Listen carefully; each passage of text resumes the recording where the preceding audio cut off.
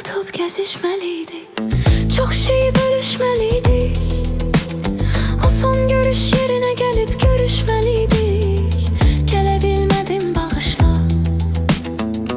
O son görüş yerine gelip görüşmeliydik. Gelebilmedim, bağışla. Senlik heç ne yoktu azizim, başa düştüm. Görünür ki mən değiştim.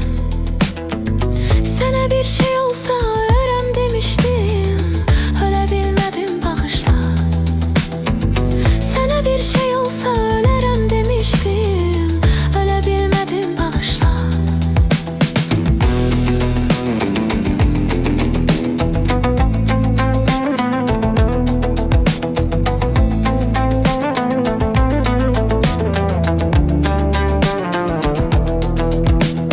Mən çeken o qəmləri bir tutma qəminlə. Ne olar bir məni dinlə.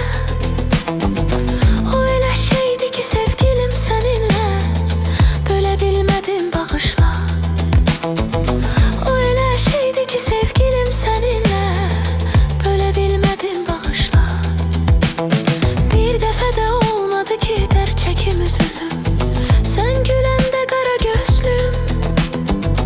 Bu dəfə soldu ümid bağı gül üzüm. Güləbilmədim, bağışla. Bu dəfə soldu ümid bağı gül üzüm. Güləbilmədim, bağışla.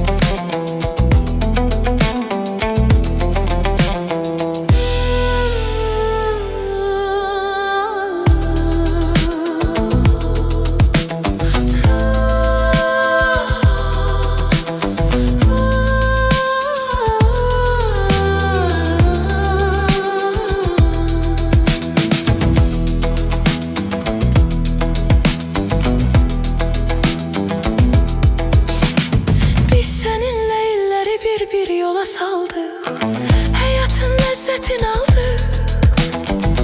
Ne rüzgar esti ki bu günlere kaldık. Bilebilmedim, bağışla. Ne rüzgar esti ki bu günlere kaldık. Bilebilmedim, bağışla. Hasretin ile gece ah eylemeyim az mı?